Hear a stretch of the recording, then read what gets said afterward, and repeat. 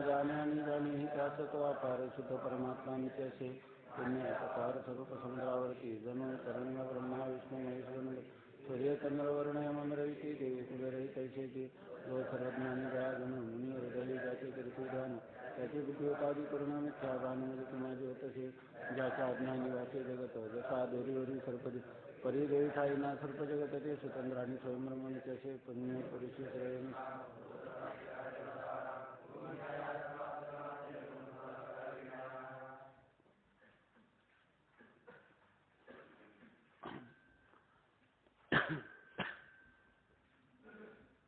अनुबंध म्हणजे काय आहे की नाही?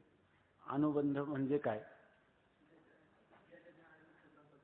ज्याच्या ज्ञानाने मुख्य ग्रंथात प्रवेश होतो त्याला अनुबंध असं म्हणतात.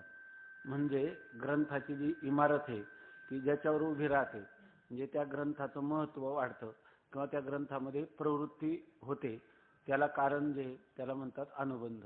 म्हणजे ज्याचं ज्ञान झालं असं स्वज्ञानम म्हणजे त्या ग्रंथामध्ये काय सांगितलेलं आहे तर त्याचा जर आपण विचार केला आणि विचार करून त्याचं आपल्याला ज्ञान झालं तर झाला असताना आपण त्या ग्रंथाकडे आकृष्ट होतो किंवा प्रवृत्त होतो. म्हणजे स्वज्ञानम अनुबध्नाती. स्वज्ञानम अनु स्वतः त्या ग्रंथामध्ये काय विषय आहे म्हणजे त्याच्यामध्ये कोणता विषय आलेला आहे, त्याचा अधिकारी कोण आहे, त्याचं प्रयोजन काय आणि त्याचा संबंध काय या सर्वांचं ज्ञान त्याला म्हणायचं स्वज्ञानम.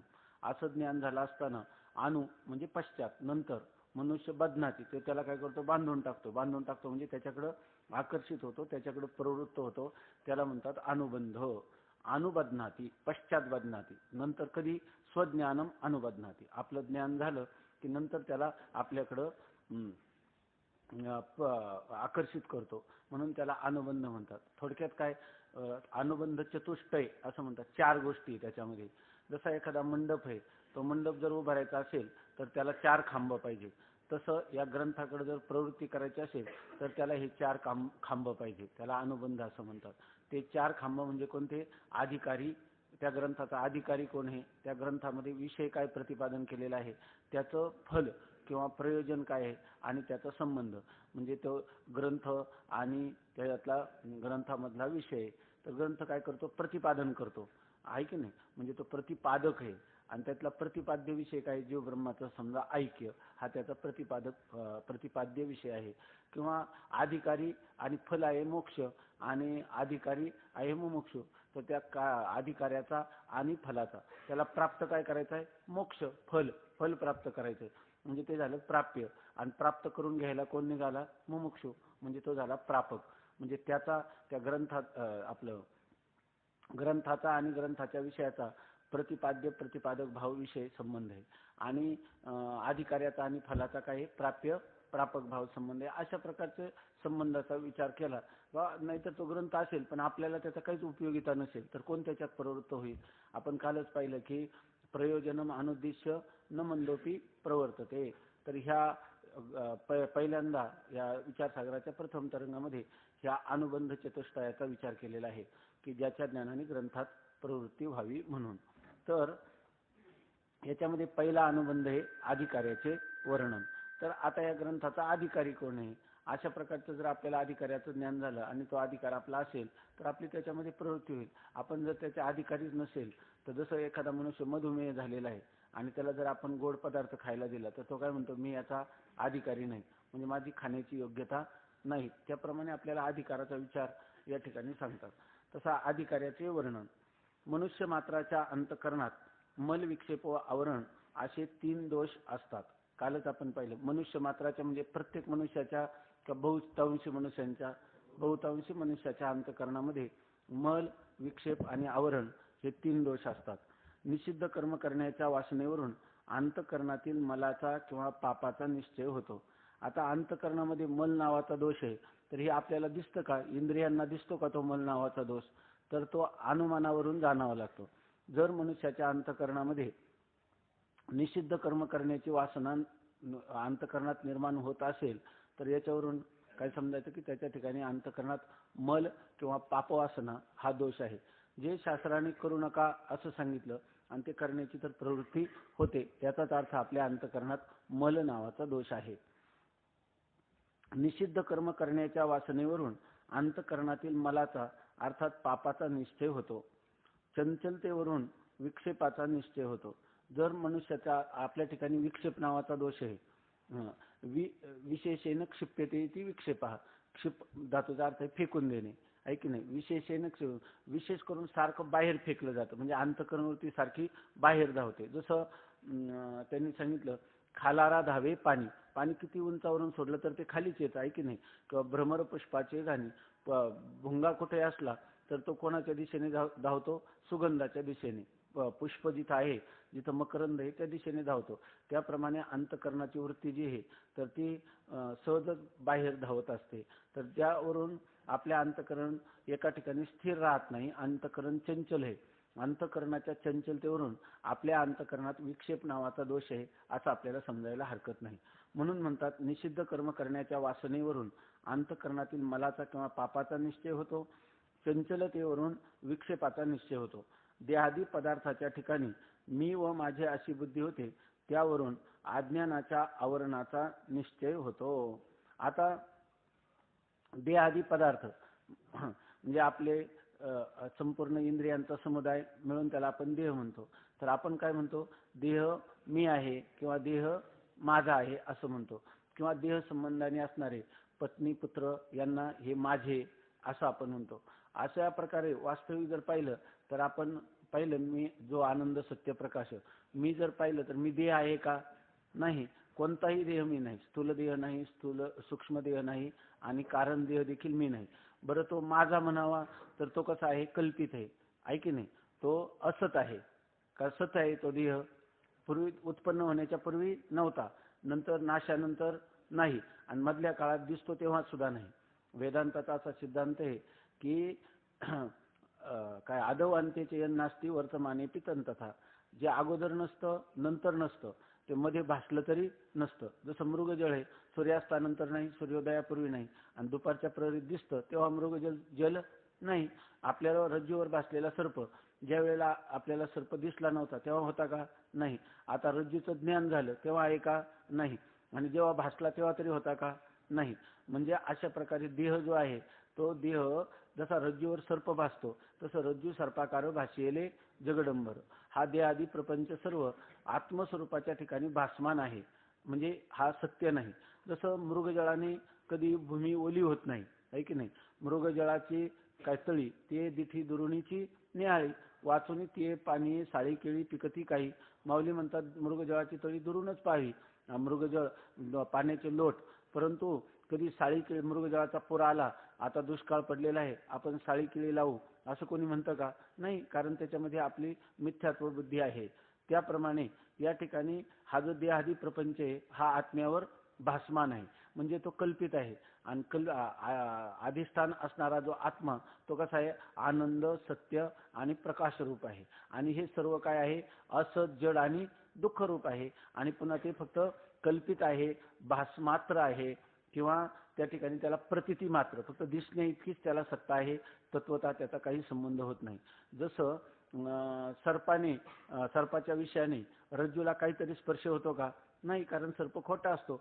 त्या कल्पित पदार्थाने अधिष्ठानाची काहीही लाभहानी होत नाही. त्याचप्रमाणे या ठिकाणी देहादी प्रपंच जो आहे किंवा देह संबंधाने असणारे पत्नी आदी हे सर्व कल्पित पदार्थ आहेत, त्यांचा आपल्या अधिष्ठान आत्म्याशी कोणताही संबंध होत नाही. कारण त्यांची सत्ता भिन्न आहे. एकाची सत्ता आहे पारमार्थिक. पारमार्थिक सत्ता म्हणजे जिचा तिन्ही कालामध्ये बाध होत नाही ती पारमार्थिक सत्ता आहे. आणि प्रातिभाषिक सत्ता म्हणजे अधिष्ठानाचं ज्ञान झालं का ती तत्काल काय होते, निवृत्त होते. तर अशा प्रकारचं असणारं जे प्रातिभाषिक पदार्थ आहे ते कसे असतात, मिथ्या असतात. आणि मिथ्या पदार्थाने सत्य पदार्थाचा काही लाभहानी होत नाही, त्याचा कधीही संबंध होत नाही. फक्त आपल्याला तो आभास मात्र तो पदार्थ असतो, अशी स्थिती आहे. म्हणजे याचाच अर्थ देहादी प्रपंच आणि आत्मा यांचा कोणत्याही प्रकारचा संबंध झालेला नाही. तर असा असताना आपल्याला फक्त तो भासमान होतो. म्हणून या ठिकाणी सांगतात की देहादी पदार्थाच्या ठिकाणी मी आणि माझं असं वाटावं का मनुष्याला, वाटू नये. मी आत्मा आहे, माझा आत्मा ब्रह्मरूप आहे, मी सच्चिदानंद स्वरूप आहे असं वाटावं. पण त्याच्याऐवजी त्याला काय वाटतं, देह मी आहे, आणि जर देहच मी नाही ते देह संबंधी असणारे पदार्थ हे माझे कसे असू शकतील, अर्थात असू शकणार नाही. परंतु जर आपण बहुतांशी लोक पाहिले तर त्यांना मी म्हणजे कोण, तर अर्थात हा 3.5 हाताचा देह असं वाटतं की नाही, आणि देहा संबंधाने असणारे माझे असं त्यांना ज्या अर्थी भ्रांती होते त्या अर्थी त्यांना आपल्या स्वरूपाचं ज्ञान झालेलं नाही. म्हणजे याचा अर्थ त्यांना आपलं स्वरूप मी सच्चिदानंद आत्मा कळत नाही. याचा अर्थ मध्ये कोणता तरी आच्छादन, मध्ये कोणता तरी पडदा किंवा आवरण मानावं लागतं. म्हणून आपल्या ठिकाणी आवरण नावाचा दोष आहे हे कशावरून समजायचं, तर ज्या अर्थी मला देह मी किंवा माझा किंवा तत्संबंधी म्हणजे देहसंबंधी पदार्थ हे माझे आहेत असं वाटतं, तोपर्यंत आपल्याला त्याच्यावरून आपण असं अनुमान करावं की आपल्याला आपल्या आत्मस्वरूपाचं अज्ञान आहे. आपुला आपण पेया विसरू जो धनंजया तेच रूप यया अज्ञानाशी. आपला आपल्याला विसर पडणं यालाच म्हणायचं की अज्ञानाचं पडदा, अज्ञानाचं आवरण, अज्ञानाचं आच्छादन आपल्या ठिकाणी आलेलं आहे. म्हणजेच आपल्या बुद्धीच्या ठिकाणी आवरण नावाचा दोष आहे. आपल्या अंतकरणामध्ये जर बारकाईनं विचार केला तर मल, विक्षेप आणि आवरण हे 3 दोष असतात. तर मलाचा विक्षेप कशावरून आपलं मल दोष आपल्या ठिकाणी आहे याचं अनुमान किंवा हा निश्चय कधी करायचा, तर निषिद्ध कर्म करण्याच्या आपल्या अंतकरणात वासना होत असतील तर. विक्षेप नावाचा दोष आपल्या ठिकाणी आहे हे कधी निश्चय करायचा, जर आपलं चित्त चंचल होत असेल तर. आणि जर आपल्याला आपल्या देहादी अनात्म पदार्थ, अनात्म म्हणजे जो आत्मा नाही ते पदार्थ, ह्या अनात्म पदार्थाचे जे मी नाही त्याच्या ठिकाणी मी, जे माझं नाही त्याच्या ठिकाणी माझं, अशा प्रकारची बुद्धी होणं याच्यावरून आवरण आहे. आपल्याला आत्मस्वरूपाचं ज्ञान झालं नाही, म्हणजे आत्मस्वरूपाविषयक अज्ञानाचं आवरण आपल्या अंतकरणामध्ये आहे आणि आवरण हा एक दोष आहे असा आपण निश्चय करतो. ठीक आहे ना. देहादी पदार्थांच्या ठिकाणी मी व माझे अशी बुद्धी होते, त्यावरून अज्ञानाच्या आवरणाचा निश्चय होतो. वेदविहित निष्काम कर्म, उपासना व ज्ञान या 3 उपायांनी मल, विक्षेप व आवरण यांची निवृत्ती होते. आता त्यांनी सांगितलं की हे 3 दोष आपल्या ठिकाणी आहेत. आता मल, विक्षेप आणि आवरण, तर ह्या दोषांची निवृत्ती झाली पाहिजे. त्या निवृत्तीचा उपाय काय, असं आपल्याला सहजच मुमुक्षूच्या अंतकरणामध्ये एक प्रकारचा शंका निर्माण होते. आता या 3 दोष तर आहेत, पण या 3 दोषांच्या निवृत्तीचा उपाय काय, तर मल नावाचा जो दोष आहे तो वेदविहित निष्काम कर्माने जातो. विक्षेप नावाचा जो दोष आहे तो दोष वेदविहित निष्काम उपासना केल्याने जातो. कर्म वेदविहित निष्काम कर्माने मल जातो आणि वेदविहित निष्काम उपासनेने त्या ठिकाणी विक्षेप दोषाची निवृत्ती होते. आणि वेदांताच्या द्वारा म्हणजे उपनिषदाच्या द्वारा जर जीव आणि ब्रह्म यांच्या ऐक्याचं ज्ञान झालं तर त्याद्वारा आवरण नावाचा दोष जातो. म्हणजे त्याला म्हणतात तत्वज्ञान. जर त्याला झालं तत्वज्ञान म्हणजे तत् म्हणजे तो पदार्थ आणि तो म्हणजे तू, आणि ह्या दोघांचं ऐक्य म्हणजे तत्वमसी महावाक्याच्या द्वारा मी कोण आहे, तर मी अखंड सच्चिदानंद ब्रह्म आहे असं ज्याला ज्ञान होतं त्याचा आवरण नावाचा दोष जातो. थोडक्यात काय, कर्माने मल दोष जातो, उपासनेने विक्षेप दोष जातो आणि तत्वज्ञानाने किंवा ज्ञानाने आवरण नावाच्या दोषाची निवृत्ती होते असं सांगतात.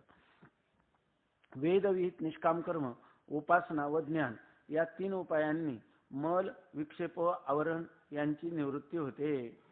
ज्या पुरुषाने या जन्मी किंवा पूर्वजन्मी निष्काम कर्म व उपासना करून मल व विक्षेप हे 2 दोष निवृत्त केले असून फक्त स्वरूपाचे आवरण ज्याच्या चित्तात आहे व त्या आवरण निवृत्ती करिता जो साधन चतुष्टय युक्त आहे तो वेदांत विचाराचा अधिकारी म्हणावा. आता या ठिकाणी हा जो ग्रंथ आहे या ग्रंथाचा अधिकारी कोण हे सांगतात. तर हा ग्रंथ म्हणजे जिथं जिथं वेदांत विचार असेल तर ते वेदांताचा अधिकारी कोण आहे ते या ठिकाणी सांगतात. तर वेदांताचा अधिकारी याच्यातल्या सगळ्या गोष्टी आपण पाठ पण करायच्या आणि समजून पण घ्यायच्या. अगोदर पाठ केल्या तर नंतर समजायला सोपं जातं, किंवा समजून घेतल्यानंतर लगेच पाठ केलं तर आपल्याला मनन चिंतन करायला सोपं जातं. याच्यातलं एक एक पद जे आहे त्या पदाचा आपण चांगल्या प्रकाराने विचार करत जायचा, म्हणजे आपल्याला अनेक शंका निर्माण होतात. मग शंका जर निर्माण झाल्या तर ते आपण विचारू शकतो याच्यामध्ये. आणि ह्या ग्रंथाच्या संबंधात ज्या शंका आहे त्या शंका आपल्या अंतकरणात आल्या पाहिजे, नाहीतर कुठल्याही शंका विचारायच्या असं त्याचा अर्थ नाही. ह्या संबंधात ज्या शंका असतील तर त्या शंका येण्यासाठी अगोदर आपलं पाठांतर पण पाहिजे, ह्या व्याख्या पाठच पाहिजे. म्हणजे परीक्षेला पण लिहिता येतात. आणि दुसरी गोष्ट, आपल्याला आपलं आत्मचिंतन एकटं बसलं तरी, ग्रंथ समोर नसला तरी आपल्याला ह्या ग्रंथाचा अधिकारी कोण, तर याविषयी चिंतन करता येतं. म्हणून या ठिकाणी सांगतात की हा अधिकारी कोण आहे, तर ज्या पुरुषाने या जन्मी किंवा पूर्वजन्मी, म्हणजे या जन्मामध्ये त्यांनी जर निष्काम कर्म केलं असेल, किंवा या जन्मात त्यांनी निष्काम उपासना केली असेल, किंवा कधी कधी काय होतं की या जन्मी केलं नसेल तर मागच्या अनंत जन्मामध्ये ते केलेलं असतं. जर आता या ठिकाणी याला फलबल कल्प्य म्हणतात, की थोडासा विचार सांगतो की कधी कधी आपल्याला असं वाटतं की आपण ह्याचे अधिकारी आहेत की नाही, अशी शंका येते. तर याचं एकच स्वामी महाराज सांगायचे की आपण शंका घेऊ नये. जर आपल्याला श्रवणामध्ये मन रमत असेल तर आपलं याचाच अर्थ एक कर्म आणि उपासना आपली मागच्या जन्मातच झालेली आहे. आणि जर श्रवणात चित्त रमत नसेल, विषय कळत नसेल तर बुद्धिमांद्य नावाचा दोष आहे. तो दोष जशी तलवारीला धार दिली की ती तीक्ष्ण होते, त्या प्रकारे मनुष्याला दिलेली बुद्धी आहे ती त्यांनी प्रयत्नपूर्वक घासून पुन्हा त्या रात्रंदिवस प्रयत्न करून त्या बुद्धिमांद्याचा विशेष प्रतिबंध येत नाही. त्याच्यासाठी जर आपल्या ठिकाणी विषयासक्ती नावाचा दोष असतो, जर आपल्या ठिकाणी शब्दस्पर्शादी विषयाविषयी आकर्षण असेल तर त्यासाठी वैराग्य धारण केलं पाहिजे. वैराग्य धारण केलं तर वैराग्यामुळं विषयासक्ती नावाचा दोष जातो. बुद्धिमांद्य त्यासाठी आपण वारंवार अभ्यास केला पाहिजे.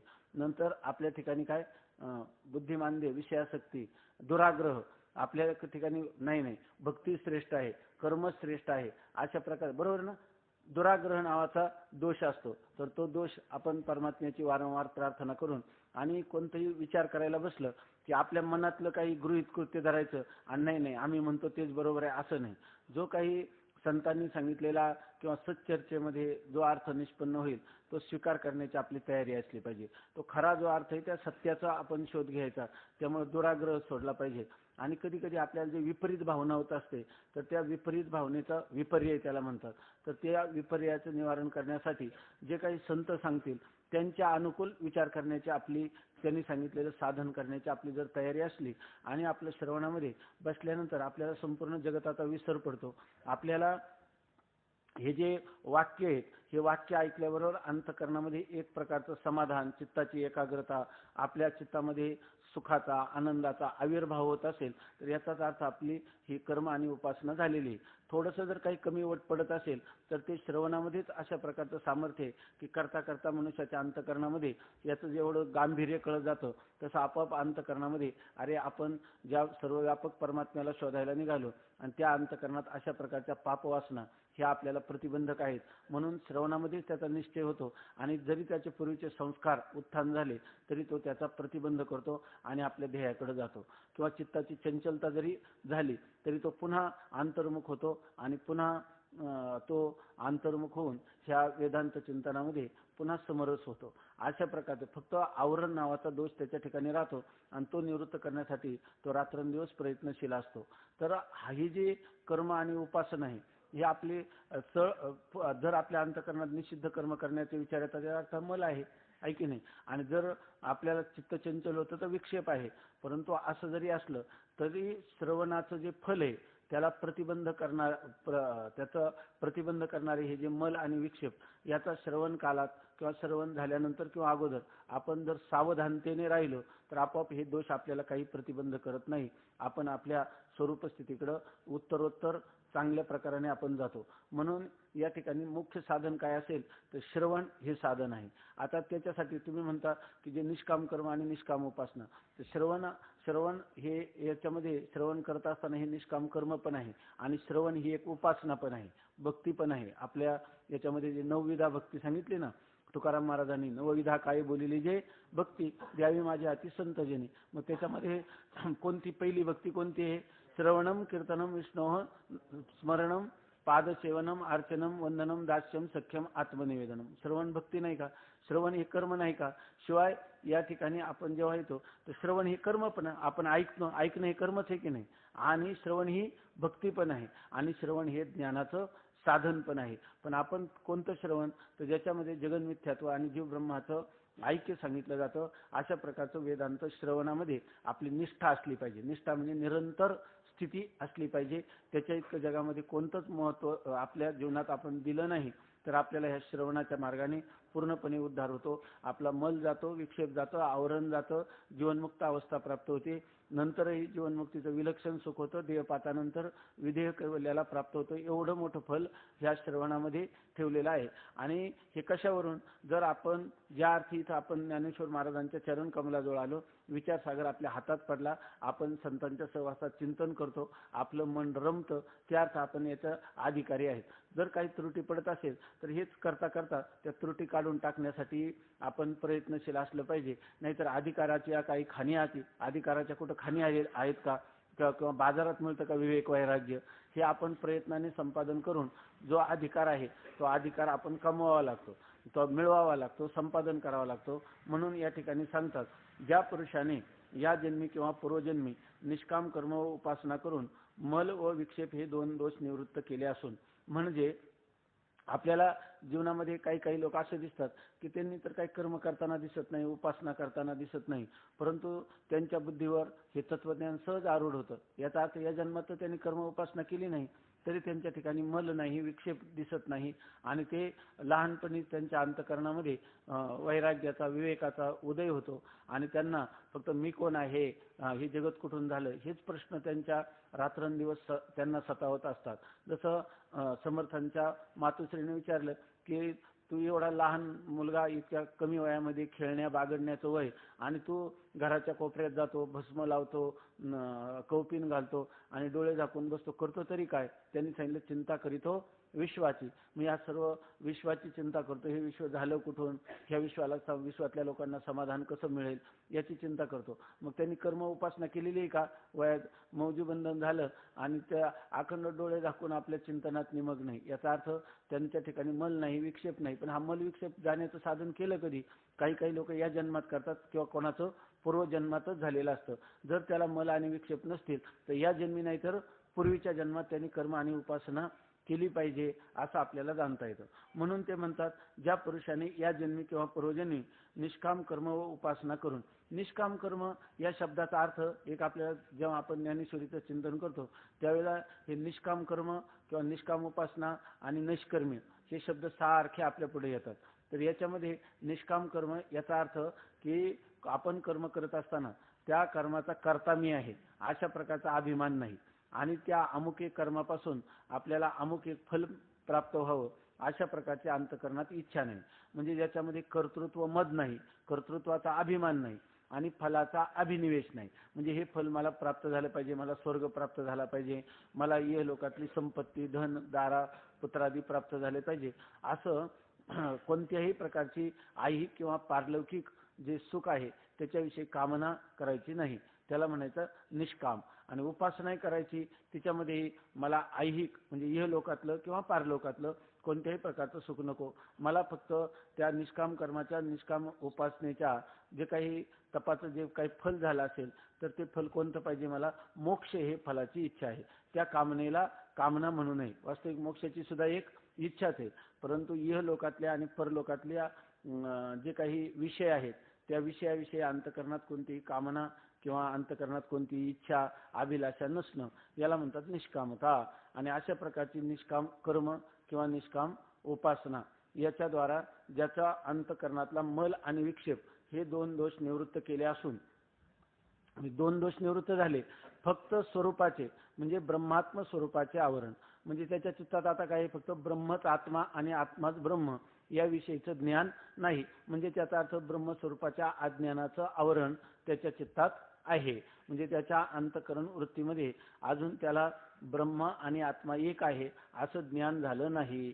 म्हणजे त्या ब्रह्मात्म ज्ञानाचं किंवा आपल्या स्वरूपाचं आवरण आहे. स्वरूपाचं आवरण म्हणजे स्व म्हणजे मी कोण आहे याच्या रूपाचं त्याला काय आहे, अज्ञान. त्यालाच काय म्हणतात, त्या अज्ञानाचं आवरण त्याच्या चित्तात आहे.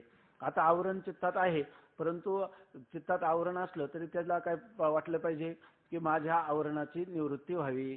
पुढे आवरण निवृत्त व्हावं म्हणजे ते चित्तामध्ये असणारं जे अज्ञान रूपी पडदा तो दूर व्हावा असं त्याला वाटलं पाहिजे. म्हणजे थोडक्यात काय आहे, काही लोक असे आहेत की चांगदेवानी योगाचं अनुष्ठान केलं आणि त्याला निर्विकल्प समाधी प्राप्त झाला. म्हणजे आता अंतःकरणामध्ये चांगदेवाच्या मल आहे का? नाही. विक्षेप आहे का? नाही. तरी त्याला विचारलं तुला समाधान आहे का? ते समाधानही नाही.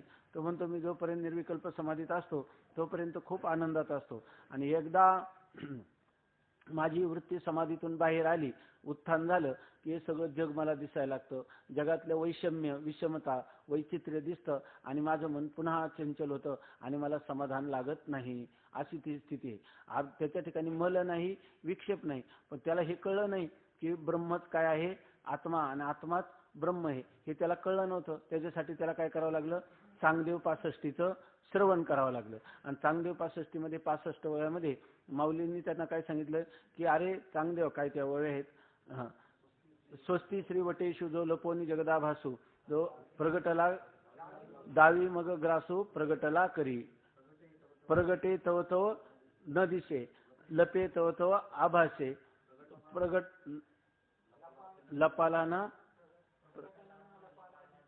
लपला दिसे न खोमता जो, बहु जवळ जवळ होय तव तव काहीच नव्हे, काहीच न होणी होय अवघाची जो. त्याला ह्या ओळ्यामध्ये उपदेश केला की तू कोण आहे, जो लपोनी जगदाभास, तू लपला की सगळ्या जगताचा आभास होतो, आणि प्रगटला की सगळ्या ब्रह्मांडाचा ग्रास करतो, जो तो असा कोण आहे, तू आहे. असं सांगया तुझेनी उद्देश आहे.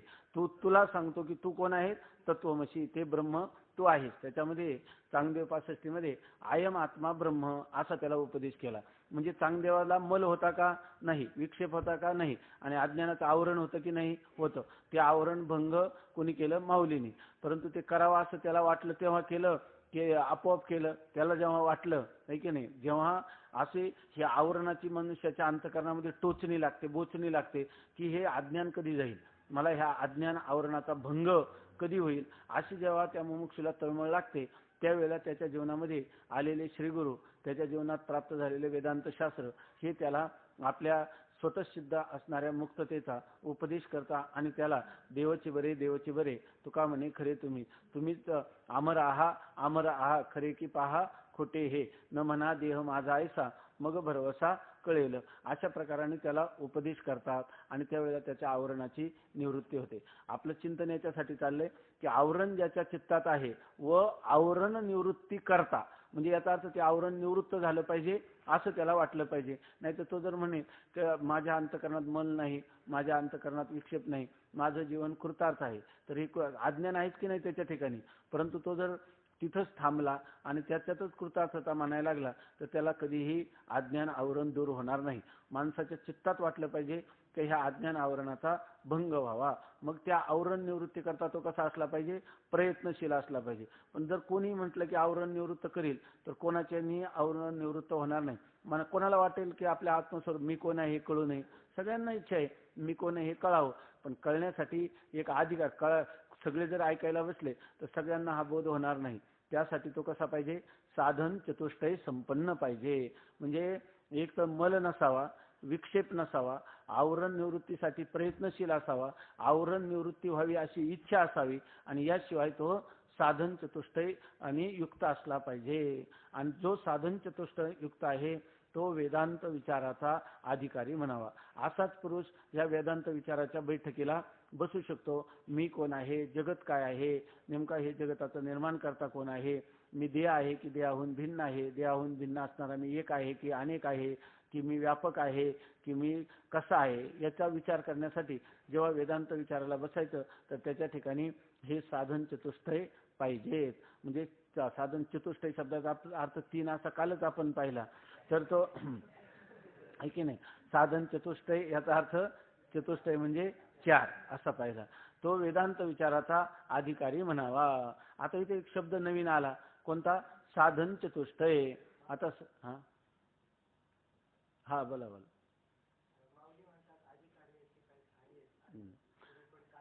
हा हा, आता त्याचं पण काल सांगितलं ना. जर असं आहे की आम्ही तुम्हाला अगोदर सांगतो अधिकाराच्या काय खाणे, आपल्या घरात जायला काही प्रतिबंध नाही, मी स्वतः आत्माच आहे. मग तुम्हाला सांगितलं आत्मा आहे तुम्ही, तर तुम्हाला सांगितल्याबरोबर तुम्हाला ज्ञान झालं का, न सांगता झालं का, नाही. आणि झालं जर सांगितल्याबरोबर तत्वमसी आई शिवानी एक वेळ पडता खानी, आपले एक वेळ पडता कानी, अविद्या निद्रा गेली पळवणी तत्क्षणी जागिन्नला. कानना वचनाची भेटी सरिसाची पै किरीटी वस्तू होणी उठी कवनू एकजो. तुम्हाला सांगितलं तत्वमसी. आता आपला विचार झालाच की नाही तत्वमसी महावाक्याचा? झाल्याबरोबर काही नाही, मी ब्रह्म आहे. काल आपण सांगितलं हात वर करा, आहे की नाही? ज्यांना याच्यामध्ये विचार झाला तर कोणी हात वर केले? कोणीच हात वर केला नाही. याचा अर्थ काय आहे की आपल्याला त्याच्यातून आपलं कार्य साधलं, आम्हाला जे कळायला पाहिजे ते कळलं, असं कोणालाच वाटलं नाही. मग तत्वमसी महावाक्याचं चिंतन झालं नाही का? आणि आपल्या बुद्धीला कळलं नाही का? परंतु आपलं मन टनकन उडी मारतं का मी ब्रह्म कसं काय असेल, आहे की नाही? ह्याच्यामध्ये मग आता तुम्ही म्हणता की नाही, मग काय करायचं? तर मग आता पुन्हा तुम्हाला 12 वर्ष भांडी घासावी इतकं सोपं नाही. याच्यासाठी याजसाठी जप, याजसाठी तप, व्यासे हे अमोप ग्रंथ केले, आहे की नाही? या काय पूर्वीचे भ्रमण याजसाठी. हे काय रस्त्यावर पडले का? इथे गुह्यतमम शास्त्र, आहे की नाही? इदंतु ते गुह्यतमम प्रवक्ष्याम्यनसो यवे, असं म्हणायला लागतं. हे फलबल, हे सुद्धा फलबल कल्पे झाला का तुम्हाला? जर तुम्ही साधन चतुष्टय संपन्न सगळं असलं तर त्याचा अर्थ काय? अधिकाऱ्याला फल प्राप्त होतं. आणि फल प्राप्त झालं, वर हात करायचं. दरवेळेला काही लोक इथपर्यंत करतात, काही लोक काल असं सुद्धा कोणी उचलला नाही हात, आहे की नाही? त्या कोणी उचलला सुद्धा नाही. याच्यावरून फलबल कल्पे, फल प्राप्त होत नाही, त्याचाच अर्थ काही नाही. त्याचं आपल्या ठिकाणी साधन चतुष्टयाचं बल नाही, आहे की नाही? आपल्या ठिकाणी अधिकाराची उणीव आहे. खरोखर काही गरज नाही. पण तुम्ही म्हणलंय की मग माणसाला असं इतकं सोपं कसं काय असेल? नुसतं एकदा तत्वमसी महावाक्य ऐकलं आणि मी ब्रह्म आहे असं कसं निश्चय करेल?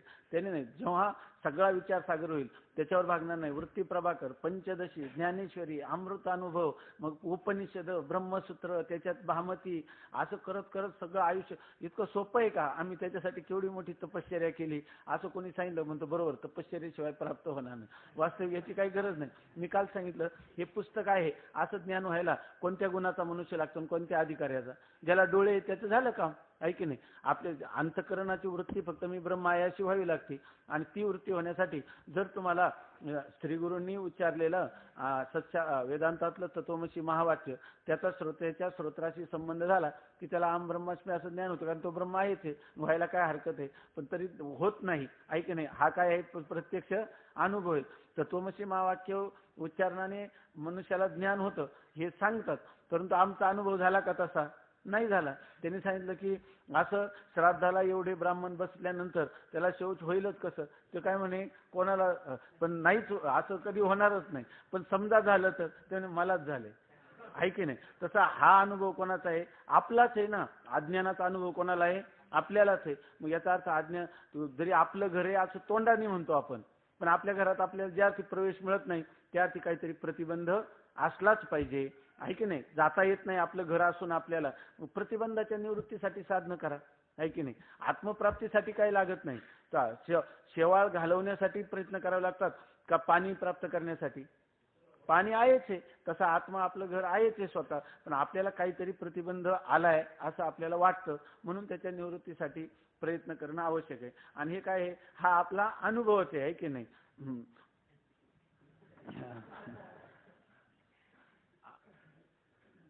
इथं तिथं जो सांगण्याचा भाग आहे अधिकाराच्या काय खाण्याचा, म्हणजे याचा अर्थ अधिकार काय बाजारात मिळतो का आपल्याला आपोआप वाटायला आले? प्रयत्नाची आवश्यकता आहे असा तिथला भाग आहे. तिथे हे नाही सांगायचं अधिकाराच्या खाण्याचा. अधिकार संपादन करावा लागतो, पुरुषार्थ करावा लागतो. याच्या आत्मप्राप्तीसाठी काही नाही पुरुषार्थ, तो आपलाच आहे. परंतु त्या आत्मस्वरूपावर जे आवरण आलेले आहे ते आवरण निवृत्त करण्यासाठी मात्र आपल्याला प्रयत्नशील असावं लागतं, त्याच्यासाठी पुरुषार्थ करावा लागतो. म्हणून या ठिकाणी सांगतात की फक्त ब्रह्मात्म स्वरूपाचे आवरण ज्याच्या चित्तात आहे व आवरण निवृत्ती करता जो साधन चतुष्टय युक्त आहे आणि तो वेदांत शास्त्र विचाराचा अधिकारी म्हणावा. आता बऱ्याच वेळेला असंही होऊ शकतं की आपण हे श्रवण केल्यानंतर आपल्याला आपलं मनच सांगतं की मलय आहे, विक्षेपय आहे आणि आवरणही आहे. बरं, त्याची साधनं जी आहेत तर ती कर्म पुढे आहे महाराज, त्याची साधनं जी आहेत ती कर्म, निष्काम कर्म आणि निष्काम उपासना, ही जी साधनं आहेत ती साधनं आपण केली पाहिजेत असं जर कोणाला वाटलं आणि याच्या ठिकाणी मनही रमत नाही तर असं मनुष्य असेल तर त्याने तत्काल अजून निर्णय करावा. अजूनही जोडून या धन उत्तम व्यवहारे उदास विचारे वेच करी. त्याने 3ऱ्या वर्षात जाऊ नये, 4थ्या वर्षात जाऊ नये. आपल्या वाट्याला आलेले काम हे निष्काम कर्मयोग ते खुशाल करावं, त्याच्या अंतःकरणाची शुद्धी होईल. परंतु कसे त्याच्यासाठी काळ लागेल, त्याच्यासाठी वेळ, म्हणजे हे जे आहे तर अगोदर त्यांनी मल दोष निर्माण आपलं निवारण करावा, विक्षेप दोष निर्माण करावा, आणि ज्या दिवशी त्याला अधिकार होईल त्या दिवशी त्यांनी यावं. स्वामी महाराज म्हणायचे इथं ज्ञानेश्वर महाराजांच्या जवळ जर तुम्हाला करायचं असेल तर स्वामी महाराज विनोदाने म्हणायचे, जर कोणाचं या ठिकाणी तुम्हाला मल विक्षेपाची काळजी पडली असेल तर पंढरपूरला चातुर्मासात जा, तिथं पांडुरंग जे आहे तर ते परमात्मा आपल्या मल विक्षेपाची काय करतील, निवृत्ती करतील, आणि नंतर मग आळंदीला या, असं ते सांगायचे. स्वामी महाराज सांगायचे ज्ञानेश्वर महाराज धोबी का काम नाही करते, या सिर्फ इस्त्री की जाते आहे, इथं फक्त इस्त्री करायची आहे की नाही. म्हणून अरे ज्या अर्थी आपण इथं आलो आणि ज्या अर्थी माऊलीनं आपल्याला ठेवलं याचाच अर्थ निष्काम कर्म आणि उपासना आपली झालेलीच आहे. आता काही जोर लावायचा तो तत्वज्ञानामध्ये, त्याचे काही जे प्रतिबंध असतील ते प्रतिबंध दूर करायचे. बरं, याला प्रतिबंध कसे लागतात की जेवढं, जसं सकाळीच कोणीतरी विचारलं होतं, आता सांगितलं एक झाडाची फांदी, याच्यासाठी फार काही लागत नाही, ज्ञान होण्यासाठी फार लागत नाही, फक्त ज्ञान होईपर्यंत आपल्याला हे इंद्रियांचा संयम, मनाचा संयम हे करावे लागतात. आणि एकदा ज्ञान झालं की नंतर तुम्हाला याच्यासाठी केवढं लागतं, श्रवणाला जेवढे प्रतिबंधक असतील ना तेवढ्याच गोष्टींचा त्याग करायचा, सगळ्या गोष्टींचा त्याग करायचा नाही, खानपानाचा त्याग करायचा नाही, पण फारही खायचं असं नाही, तर त्याच्यामध्ये किंवा बिलकुल उपाशी राहायचं असंही नाही. तर आपल्याला श्रवण करण्यासाठी जेवढं काही अन्न पाहिजे तर तेवढं, जेवढी झोप पाहिजे, जर समजा आपण पुरेशी झोप घेतली नाही तर इथं झोप आली तर आपल्याला प्रतिबंध आहे, म्हणून झोप पण पाहिजे, अन्न पण ग्रहण केलं पाहिजे, पण कसं श्रवणाला प्रतिबंध येऊ नये एवढाच इंद्रियांचा संयम आणि तेवढाच मनाचा संयम, एवढं जर केलं तर आपल्याला तत्वज्ञान निर्वेदपणे होऊ शकतं. त्यासाठी मला वाटतं संस्कृत विचारसागरामध्ये कुठंतरी उदाहरण दिलंय की जशी एखादी झाडाची फांदी, ती आपण खाली काय करतो, एखादा मनुष्य तो म्हणतो मी हे हात लावून हे फळ तोडून घेतो, पण ही फांदीपर्यंत माझा हात पुरत नाही, मग त्याचा एक मित्र काय करतो, खाली ते झाडाची फांदी ओढून धरतो आणि तोपर्यंत तो फळ तोडतो, तोडलं की फांदी सोडली की पुन्हा आपल्या जागेवर जाते. त्याप्रमाणे आपल्याला आपलं आत्मतत्वज्ञान यथार्थ होईपर्यंत तोपर्यंत ह्या झाडाची फांदी म्हणजे हे जे कर्मेंद्रिय, ज्ञानेंद्रिय, अंतकरण यांचा निरोध करावा लागतो. नंतर पुन्हा आपलं जे प्रारब्ध प्राप्त जीवन आहे ते चालत राहतं. परंतु म्हणजे याच्यासाठी मनसंयम किंवा इंद्रिय संयम किती लागतो, फक्त श्रवणाला. आता समजा सकाळी येताना झोपेतून उठावंच वाटत नाही, साखर झोप आहे, थंडी आहे, रात्री उशिरा झोपलेलं आहे आणि वाटतं की श्रवणाला जाऊ नये, ऐके नाही, आता झोप काढावी, तर हा एवढ्या बाबतीत आपल्याला काय करावं लागेल, सावधानता बाळगून, नाही काही जरी झालं तरी 7 वाजता आपल्याला जायचंच आहे. मग ह्यासाठी लागणारा मनसंयम किंवा इंद्रिय संयम तेवढाच आवश्यक आहे. श्रवण झाल्यानंतर जेव्हा तत्वज्ञान होतं त्यावेळेला त्याला काय करायचं हे त्याचं प्रारब्ध पुढं करत असतं, त्याला काही सांगण्याची गरजही नाही. जर कोणाला वाटलं की माझ्या जीवनात नित्यच ह्या सुखाची अभिव्यक्ती असावी तर तो पुन्हाही इंद्रिय संयम करू शकतो. ते सोन्याला सुगंध आहे, चंदनाला फळ आहे, असं त्याचं जीवन होतं. त्याला म्हणतात जीवनमुक्तीचं विलक्षण सुख. परंतु इथं जे आहे तर आपल्याला नेहमी आपण चिंतन करीत असतो की ज्या अर्थी आपल्याला श्रवण कळतं, ज्या अर्थी आपल्याला हे पटतं, ज्या अर्थी हे कळतं आणि पटतं, याचाच अर्थ आपल्याला तेवढं पुण्य आहे. स्वामी महाराज म्हणायचे की श्रवण कळण्यासाठी खूप मोठं पुण्य लागतं आणि ते पटण्यासाठी त्याच्यापेक्षा अधिक पुण्य लागतं. ते नुसतं कळून चालत नाही, पटून चालत नाही, ते आपल्याला काय झालं पाहिजे, झेपलं पाहिजे. झेपलं पाहिजे म्हणजे प्रसंग आला तर आपल्याला हे सगळं मिथ्य आहे, मी आत्मा आहे, मी सच्चिदानंद ब्रह्म आहे, असं आपल्याला बळजबरीनं का होईना, थोडं प्रयत्नाने का होईना वाटलं पाहिजे. ज्याच्यासाठी आपण पुन्हा ज्या ज्या वेळेला आपल्याला दुःख क्लेश येतात त्यावेळेला मी सच्चिदानंद रूप आत्मा आहे असं जर आपल्या अंतःकरणाची वृत्ती स्थिर करता आली तर याचा अर्थ आपल्याला हे झेपतंय. आणि जर आपण इतकं रंगून गेलो की कोणी जर सांगितलं की तुम्हाला घरचं पत्र आलं, पत्र पाहिलं, वाचायची सुद्धा आठवण राहिली नाही, कारण हातात विचारसागर होता. कोणाचं पत्र आहे हे सुद्धा पाहिलं नाही, कोणाचा फोन आहे हाही ऐकला नाही, आणि एक दिवस असं झालं का मधुकरीला जायचंच ध्यान राहिलं नाही, माझी पाळी हेच नाही का, ते विचारसागरात रंगून गेला. विचारसागरामध्ये वाचण्यात नाही रंगून गेला. करता करता मी सकाळी उठला आणि 7 वाजता मधुकरीला जायचं आणि तो म्हणायला लागला का मी सच्चिदानंद रूप आत्मा आहे, मी असंग आहे, मी निर्विकार आहे, देह मी नाही. आणि हे करता करता आज 9 वाजून गेले, त्याला भानच राहिलं नाही. याचा अर्थ तो काय रंगला त्याच्यामध्ये. रंगी रंगे रे श्रीरंगे काय बोललासी पतंगी, याचा अर्थ आपण रंगलो. स्वामी महाराज म्हणायचे की परमार्थ कळला पाहिजे, परमार्थ पटला पाहिजे, परमार्थ झेपला पाहिजे आणि परमार्थात रंगून गेलं पाहिजे. मग अशा प्रकाराने जर आपल्याला, आता तुम्ही खरं सांगा की आपल्याला कळलंय का आपल्याला पटलंय? आपल्याला कळलं पण, आपल्याला पटलं पण. ज्या अर्थी आपण मधुकरी मागतो, भिक्षांनावर राहतो, त्या अर्थी आपल्याला झेपतं पण, आहे की नाही? दात होट खाऊन का होईना झेपवतो की नाही आपण? झेपवतो, आहे की नाही? आता थोडं रंगण्याचं कमी असेल तर रंगवून पण जाईल. जे फळ आहे एवढं पुण्य आहेच की नाही आपल्याजवळ, मग आता कशाला शंका घ्यायची? मी पुन्हा कर्म करू की उपासना करू? आणि करायला गेलं तर काय होईल? एवढं पदरात पडायला लागलं. आणि त्याच वेळेला जर आपण पुन्हा कर्म आणि उपासनेकडे गेलो तर याचा अर्थ पुन्हा आपण माघारी गेलो, आहे की नाही? याच्यासाठी त्याला करम लीढन न्याय, मला वाटतं सांगितलं होतं एक दिवस, की करम लीढन न्याय. करम म्हणजे हात आणि त्याच्या लिह म्हणजे चाटणे. एखाद्याने हातावर लोणी दिलं आणि काय करायला लागला, ते लोणी सगळं टाकून दिलं आणि नंतर तो हात चाटायला लागला, आहे की नाही? तर हे जसं हास्यास्पद आहे की नाही, त्याप्रमाणे श्रवणामध्ये रंगला आणि तो म्हणायला लागला की मी कर्म आणि उपासना. म्हणून आता आपल्याला कर्म उपासनेकडे जाण्याची काही गरज नाही. जाण्याची गरज नाही म्हणजे श्रवण सोडू नये. आता याच्यात बराचसा मोठा विचार आहे, तर तो आपण काही मग आपला ग्रंथ चालणार नाही. सध्या आपल्या पुरतं असं लक्षात घ्यायचं की याचा अर्थ आपण श्रवणामध्येच आपले श्रम केले पाहिजे. श्रवणाचे असणारे प्रतिबंध, ते प्रतिबंध दूर केले पाहिजे. जर अधिकारी साधन चतुष्टय संपन्न लागतो असेल आपला कुठं कमी, आता ते साधन चतुष्टय सांगणारच आहेत. जरी आपल्याला ह्या साधन चतुष्टयाच्या बाबतीत आपण कुठं कमी पडला असेल तर सारखं याचा हा पहिला तरंग माणसाला महत्वाचा वाटत नाही, कारण ह्याच्यामध्ये बऱ्याचशा गोष्टी आपण अंगावर घेण्याच्या आहे. शम, इंद्रिय संयम नुसतं वाचून व्याख्या पाठ करून काही उपयोग होणार आहे का?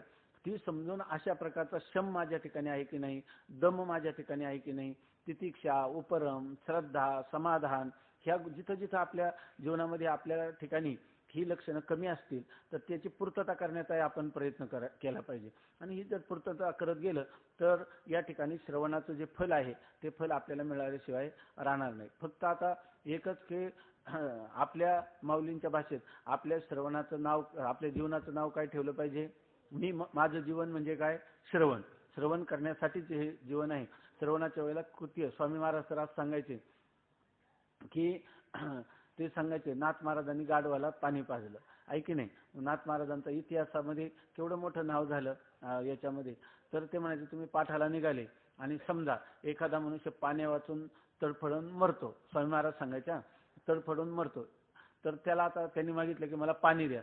त्याला पाणी दिलं तर तो जगणार, आहे की नाही? पाणी दिलं तर तो जगणार. आणि तुम्ही नाही मला पाठाला उशीर झालाय, मी आता जातो, आणि तुम्ही पाठाला जाऊन बसले आणि तो मनुष्य मरण पावला, आहे की नाही याच्यामध्ये? तर मग तुम्ही आता त्याला पाणी पाजणं आवश्यक आहे का पाठाला येणं आवश्यक आहे अगोदर? तर स्वामी महाराज सांगायचे की पाठाला यायचं. त्याला पाण्या वाचून मारला तरी काही हरकत नाही, ते म्हणायचं. बरं समजा तुम्ही पाणी पाजलं तर काय होईल? तुम्हाला एकाला जीवदान दिल्याचं जे पुण्य आहे ते पुण्य तुम्हाला लागेल. स्वर्गामध्ये, ब्रह्मलोकामध्ये, इंद्रलोकामध्ये तुमची वस्ती होईल, अनंत कल्प होईल, अनंत काळ तुम्हाला राहायला मिळेल. पण ते पुण्य कधीतरी संपेलच की नाही? आणि समजा जर पाठामध्ये तत्वमसी महावाक्याचं त्या दिवशी तुम्हाला श्रवण झालं आणि जर तुम्हाला मी ब्रह्म आहे असा बोध झाला तर तुका म्हणे एका मरणेची सरे, ऐके नाही? म्हणून त्याच्यामध्ये इतकं महत्व आहे. कोणता क्षण असेल आपल्याला माहित नाही. हे जसं असा एक क्षण येतो की ज्या क्षणामध्ये खरोखर त्या मनुष्याला असं वाटतं की मी सच्चिदानंद ब्रह्मस्वरूप आहे, या ठिकाणी मी देह नाही, हे जगत सत्य नाही, सर्व काही माझ्यासहित हे सर्व परमात्माच आहे, ऐसा ज्याचा अनुभव विश्वदेव सत्यत्वे, असा त्याला अनुभव येईल. म्हणून इथं याचा अर्थ मनुष्याने कोणाला मदत करू नये हे सांगण्यात तात्पर्य नाही. श्रवणाचं महत्व या ठिकाणी सर्वाधिक आहे असं त्याचा अर्थ आहे. तर काय अशा प्रकारच्या मूर्खपणाची शंका करू नये. त्याचं कारण असं की हे काय म्हणतात की पाठाला जाणारा जर अनधिकारी असेल, पाठाला जाणारा अनधिकारी असेल, पाठात जाऊनही त्याला ब्रह्मज्ञान झालं नाही आणि इथं राहिला तर याला पाणी पाजलं असतं तर पुण्य तरी निर्माण झालं असतं की नाही असं. तर इथं आई 150 कोस माग कशी आली पुढे गेली असा विचार करावा. लक्षात आलं ना? हा विचार कोणाचा चाललाय? आपला अधिकार उंचावण्यासाठी विचार चाललेला आहे. त्याच्यामध्ये शंकेची किर ठाव परिणत अशा प्रकारची याच्यामध्ये ही वस्तुस्थिती, हे अंतरंग मुमुक्षूंनी अशा प्रकारचं चिंतन करावं. याला प्रमाण महापुरुषांचं आहे. स्वामी महाराजांसारखे महापुरुष असं सांगत होते. आणि आपणही जर बारकाईनं त्याचं चिंतन केलं तर अशा गोष्टी लक्षात येतील. कोणता क्षण येणार आहे की ज्या क्षणी आपल्याला मी ब्रह्म आहे, तर तुम्हाला परत जन्म मरण परंपरा खंडित होईल की नाही, मग ते फल मोठे का स्वर्गादी लोकांची प्राप्ती मोठी. सांगण्याचं तात्पर्य एवढंच आहे का श्रवणासाठी आळस करू नये, श्रवणाला आपल्या जीवनामध्ये अधिक प्राधान्य द्यावं. आणि जो पुरुष देतो तर त्या पुरुषाच्या ठिकाणी कुठल्या ज्या त्रुटी आहेत त्या त्रुटी सुद्धा भरून निघतात. त्या ठिकाणी त्याचा अधिकार उंचावतो आणि त्याला फलाची प्राप्ती होते. म्हणून या ठिकाणी सांगतात स्वरूपाचे किंवा ब्रह्मात्म स्वरूपाचे आवरण ज्याच्या चित्तात आहे व आवरण निवृत्ती करता जो साधन चतुष्टय युक्त आहे तो वेदांत शास्त्र विचाराचा अधिकारी म्हणावा. आता एक नवीन शब्द आला, साधन चतुष्टय. ह्या विचारसागरामध्ये आपण जसं जसं शिकत जातो तसं आपल्याला असं वाटतं की आता आपल्याला पूर्णपणे ह्या वेदांत कळलात असं आतापर्यंतच आपल्याला वाटत असतं. पण जेव्हा आपण पुढची ओळ वाचली का नवीन पदरात पडते, आणखीन पुढचा अभ्यास करावा लागतो.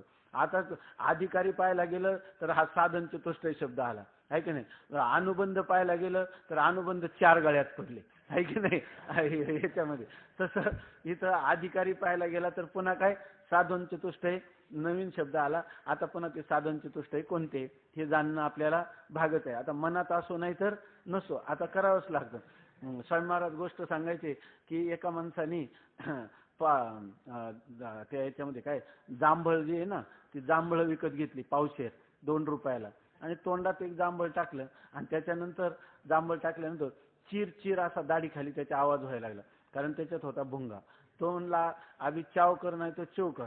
हा तौल मेली आहे, मी तुला मोजून घेतलंय 2 रुपये पावशेर आहे की नाही, मी आता खाणारच. तसं एकदा ह्याच्यामध्ये पडलं की आता चाव कर नाही तर चिव कर. 7व्या तरंगापर्यंत आता गाडी गेलीच पाहिजे आहे की नाही. तसं आता वेदांत शास्त्र विचाराचा अधिकारी कोण आहे, जो साधन चतुष्टय संपन्न आहे तो. तर साधन चतुष्टय म्हणजे काय. साधन चतुष्टय विवेक वैराग्य समाधी षटक आणि मुमुक्षुत्व ही 4 साधने आत्मज्ञान प्राप्तीची आहेत व त्यासच साधन चतुष्टय म्हणतात. आता ही 4 साधनं सांगतात. विवेक वैराग्य समाधी षटक, समाधी षटक नाही म्हणायचे, समाधी षटक, समाधी षटक आणि मुमुक्षुत्व ही 4 साधना आत्मज्ञान प्राप्तीची आहे, त्यासच साधन चतुष्टय म्हणतात. पहिलं साधन आहे विवेक, दुसरं वैराग्य, तिसरं समाधी षटक आणि चौथं मुमुक्षुत्व. आता पुन्हा काय झालं, साधन चतुष्टय 4 गळ्यात पडली आहे की नाही. पहिलं काय होतं अनुबंध चतुष्टय, आता साधन चतुष्टय. आता ह्या साधन चतुष्टयामध्ये विवेक कशाला म्हणतात हे पहिलं. त्या विवेक म्हणजे नेमकं काय. विवेक म्हणजे विचार. आपल्याला असं वाटतं की मनुष्याने, काही लोक म्हणतात हा मनुष्य फार गंभीर आहे, फार विचार आहे. विचार कोणता, या ठिकाणी वेदांताचा विचार करत असला तेव्हा तो आला वेदांत. तर त्या वेदांताचा विचाराला खरं काय म्हणायचं, विचार असं म्हणायचं. नाहीतर बाकीचा तो खऱ्या अर्थाने जो काही लोक सारखा विचार करतात, त्या विचार करून त्यांना शंका आली तर आता कैलास महाराजांनी केली अशा शंका येतात त्याच्यामध्ये. अशा शंका नाही आल्या पाहिजे. तर त्याच्यामध्ये स्वामी महाराज विनोदाने सांगायचे की एक मनुष्य वर्गामध्ये गुरुजी शिकवत होते, सगळी मुलं शंका विचारायची. एका महाराजांनी एका मुलं कधीच शंका विचारायचं नाही, कारण ते म्हणे काय हा मंद बुद्धीचा आहे म्हणे, की याला बुद्धी नाही त्यामुळे हा शंका विचारत नाही. किंवा तर त्याला वाटलं की मला कमी समजतात. मग त्यांनी काय केलं, एक दिवस त्याने गुरुजी बसले होते, बाहेरून दरवाजात प्रवेश करताना गुरुजी आज मला एक शंका आहे म्हणे. तर त्यांना वाटलं की काय शंका करतं याच्यामध्ये. तर मग त्यांनी विचारलं बरं आज याला शंका आली म्हणून त्यांनी विचारलं अगोदरच विचार काही शंका आहे. त्यांनी सांगितलं काही नाही. त्यांना वाटलं आता हा काहीतरी व्याकरणातली विचारेल, न्यायाची विचारेल, विचारसागरातली विचारेल. त्यांनी शंका अशी विचारली की तो मी रस्त्याने येत होतो, रस्त्यावर आता हे ज्वारीचे दिवस आहे ना, एक ज्वारीचं जवळजवळ 5 हात लांब ताट पडलेलं होतं म्हणे. आणि तिथं एक समोरून एक ते म्हशीचं पारडं आलं आणि त्या पारडाने एका टोकाला तोंडाने ते धरलं आणि हळूहळू त्याने आतमध्ये घेतलं. थोड्या वेळाने पाहिलं तर ते ताट नाहीसच झालं, सगळं त्याच्या पोटात गेलं. तर ते म्हणे मी पाहिलं त्या पारडाची जी लांबी आहे त्याची तर 3 हात होती. तेव्हा ते 3 हात गेलं त्याच्या पोटात, पण राहिलेल्या 2 हाताचं काय, असं कसं गेलं. हा ते 3 फूट लांबीच्या पारडाने 5 फूट जे काही ते ज्वारीचं ताट गिळलं तर ह्याचं उत्तर काय, मला शंका आली की 2 फूट ताटाचं काय झालं. ते म्हणे उत्तर सोपं आहे, 1 फूट तुझ्या पोटात गेलं आणि 1 फूट माझ्या पोटात गेलं. असं त्यांनी उत्तर दिलं. म्हणजे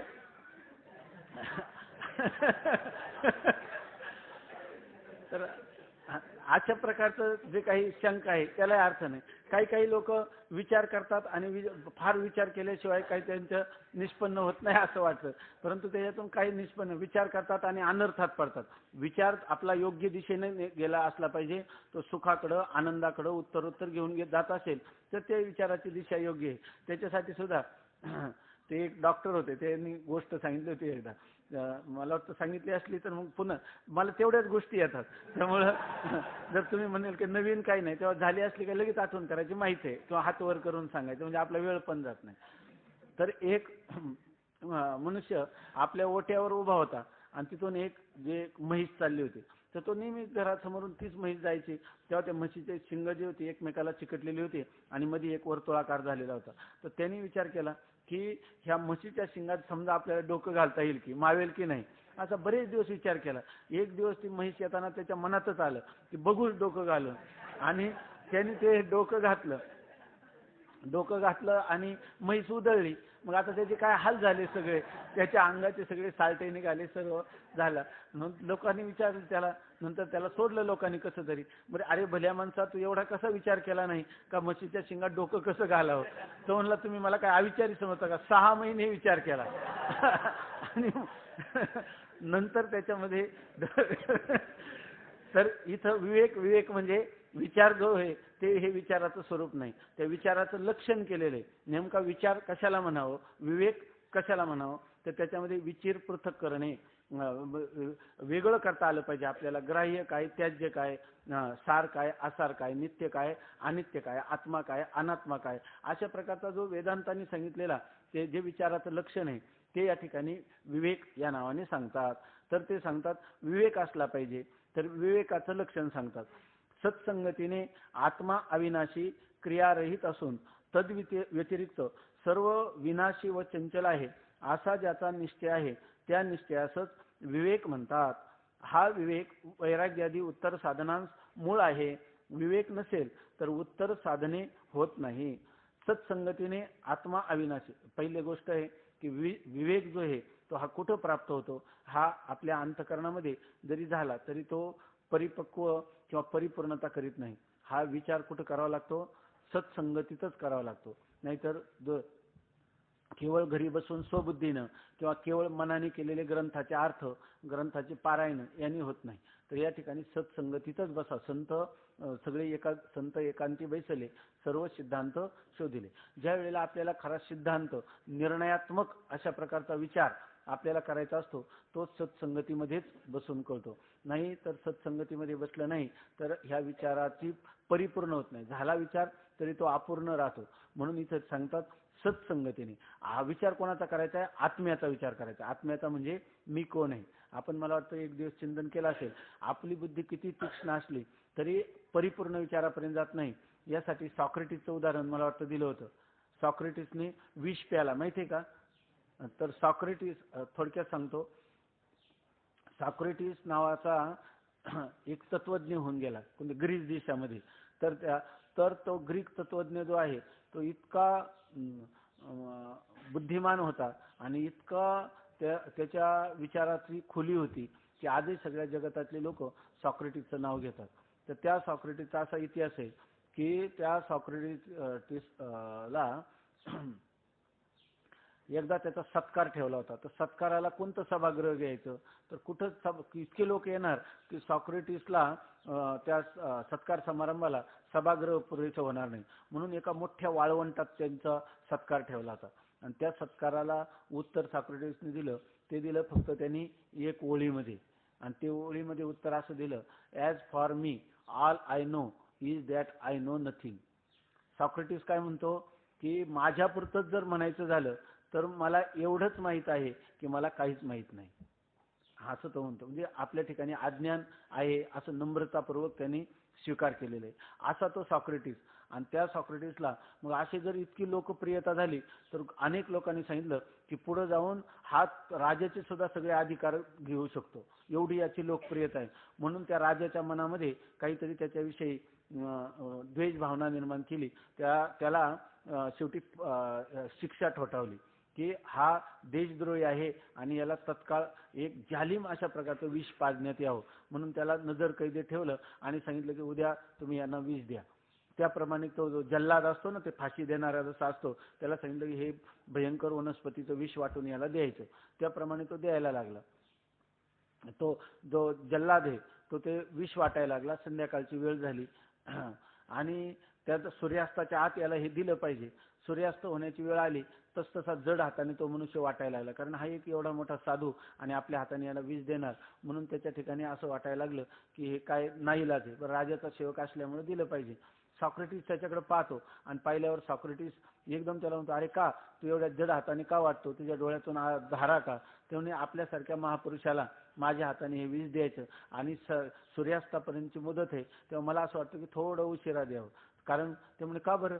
ते म्हणे कारण हे विष घेतलं की आपण मरून जाणार, ह्या देहातून आपल्याला मरण प्राप्त होणार, मरणावस्थेला आपण प्राप्त होणार आणि त्याचं मला सर्वात वाईट. त्याने मरण नावाचा काय प्रकार आहे बघू दे तरी मला, त्या विषयाने मरण येतं याचा अर्थ काय मला पाहू दे, मरण असतं तरी कसं? म्हणजे याचा अर्थ मरण येणार आहे देहाला, देहाहून मी कोण आहे भिन्न आहे. त्याच्यात तो वेद शिकला नव्हता, वेदांत शिकला नव्हता, पण रात्रंदिवस विचाराने त्यांनी देहाहून आत्मा हा भिन्न आहे अशा प्रकारचा विचार केला होता. मग आता तुम्ही म्हणा किती आपल्याला असंच वाटत की नाही, तुकाराम महाराजांसारखाच विचार आहे की नाही, मरण माझे मरोनी गेले मज केले अमर, अशा प्रकारचा अमरत्वाचा सिद्धांत त्याला शास्त्राचं साह्य न घेता देखील कळला होता की नाही? कळला होता असं आपल्याला वाटतं. परंतु त्याला फक्त देहाहून आत्मा भिन्न कळला का देहाहून भिन्न असणारा आत्मा ब्रह्मरूप कळला? देहाहून आत्मा भिन्न एवढंच कळलं तरी तो एवढ्या स्थितीपर्यंत पोहोचला. कारण देहाहून भिन्न असणारा आत्मा ब्रह्मरूप आहे हे जर वेद सांगणार नाही तर आपल्याला कळायला काय साधन आहे? तो आत्मा फक्त ह्या देहाचा अधिष्ठान, अंतःकरणाचा अधिष्ठान एवढाच आपल्याला कळेल आणि तो त्याच्याहून भिन्न नाही. परंतु सगळ्या जगताचा अधिष्ठान हा माझाच आत्मा आहे हे कळण्यासाठी काय केलं पाहिजे? वेदांताला शरणागती केली पाहिजे, गुरूंचीच शरणागती केली पाहिजे, त्या वाचून दुसरा कोणताही उपाय नाही. अशा प्रकारचे कशासाठी सांगत होतो ते जायचं लक्षातून. हा, तर स्वबुद्धीने मनुष्याने कितीही विचार केला तरी तो विचार कुठपर्यंत पोहोचेल? फार तर देहाहून आत्मा भिन्न नाही, ऐक नाही. आणि सत्संगतीत बसले तर ते काय सांगतील? तत्वमसी. ते त्वम म्हणजे तुझा आत्मा जो देहाहून भिन्न आहे ते काय आहे? तत् म्हणजे ते ब्रह्म ते आहे. म्हणजे हे संपूर्ण जे विश्व आहे हे सर्व तुझा आत्माच आहे, तूच या रूपाने नटलेला आहे, हे सर्व तुझंच स्वरूप आहे. हे ज्ञान वेदांत वाचून होईल का? आणि हा वेदांत सत्संगतीत बसल्याशिवाय कळेल का? म्हणून सांगतात विवेक शब्दाची व्याख्या करताना सत्संगतीने असं सांगतात. आत्म्याचा विचार कसा? सत्संगतीने. आत्मा अविनाशी. सत्संगतीमध्ये पहिल्यांदा कळतं की आत्मा कसा आहे? अविनाशी आहे, म्हणजे त्रिकाला बाधित सत आहे. आत्मा नित्य आहे. कसा नित्य आहे आपण पाहिलं, ऐके नाही. जो आनंद सत्य प्रकाश तो अविनाशी कसा आहे आणि आत्मा कसा आहे? क्रियारहित. म्हणजे आत्म्याच्या ठिकाणी कोणत्याही प्रकारची क्रिया नाही, कारण आत्मा व्यापक आहे. क्रिया कशामध्ये घडते? परिचिन्नामध्ये घडते. आता आपण एवढं बोलतो, ऐक नाही, क्रिया चालू आहे की नाही माझी, आणि मी जर तोंडात चूळ भरली पूर्ण पाण्याने तर मला बोलता येईल का? नाही. व्यापकात क्रिया नाही. क्रिया ही परिचिन्न मर्यादित वस्तूमध्ये होते. तर आत्मा अविनाशी जसा आहे तसाच तो क्रियारहित आहे आणि तद्व्यतिरिक्त सर्व विनाशी व चंचल आहे. आणि आत्म्याच्या अतिरिक्त असणारं जे आहे त्या सगळ्या गोष्टी कशा आहे? विनाशी अशा स्वरूपाच्या आहे. म्हणजे हा जो विवेक आहे तर अजून तर सत्यमिथ्या विवेक कळायचा आहे. त्याला कळण्याचा अधिकारी जो आहे त्याला सत्यमिथ्या तर अजून कळून घ्यायचे. इथला विवेक कोणता आहे? इथला विवेक फक्त ह्या जगतामध्ये जे दिसतं तुझं विण काही स्थिर आहे ऐसे नाही. ह्या जगतातल्या सगळ्या आत्म्याव्यतिरिक्त आत्म्याच्या अतिरिक्त असणारे सगळे पदार्थ हे कसे आहेत? विनाशी आहेत. कोणताही पदार्थ जो आहे तो उपजेते नाशे, आहे की नाही. उत्पन्न झालेला कोणताही पदार्थ जगातला स्थिर राहत नाही. गौतम बुद्धाने विचार केला तर त्याला हे जे उपजेते नाशे हे सगळं दिसल्याबरोबर त्याला वैराग्य निर्माण झालं. तसं या ठिकाणी ह्या ज्या वेदांत विचाराचा जो अधिकारी आहे ते त्या ठिकाणी विवेक असला पाहिजे. म्हणजे सत्संगतीत तो पहिल्यांदा बसला पाहिजे. सत्संगतीमध्ये त्याला मी कोण आहे म्हणजे आत्म्याचा विचार, आणि तो आत्मा कसा कळला पाहिजे, अविनाशी कळला पाहिजे. दुसरी गोष्ट तो क्रियारहित असं कळलं पाहिजे. हे झालं आत्म्याचं. पण आत्म्याच्या अतिरिक्त असणारा जो देहादी किंवा जगतादी प्रपंच याविषयी त्याला काय वाटलं पाहिजे, तर हा सर्व प्रपंच विनाशी आहे आणि पुन्हा क्षणभंगूर किंवा चंचल आहे. म्हणजे जसं माशी पाकपाकडी तव हे सरे, अशा प्रकारचं हे जीवन अत्यंत क्षणभंगूर आहे. पाण्याच्या तरंगाप्रमाणे आहे किंवा वीज चमकावी आणि पुन्हा जावी त्याप्रमाणे हे विजेच्या चमकण्यासारखं, विद्युत स्फुरणासारखं हे जीवन किंवा हे पदार्थ आहेत. हे सगळे क्षणभंगूर आहेत असं त्याला कळावं. आणि असा ज्याचा निश्चय आहे, असा ज्याचा निश्चय झाला, निश्चय कोण करते, बुद्धी. असा ज्याच्या बुद्धीचा निश्चय झाला त्या निश्चयासच विवेक असे म्हणतात.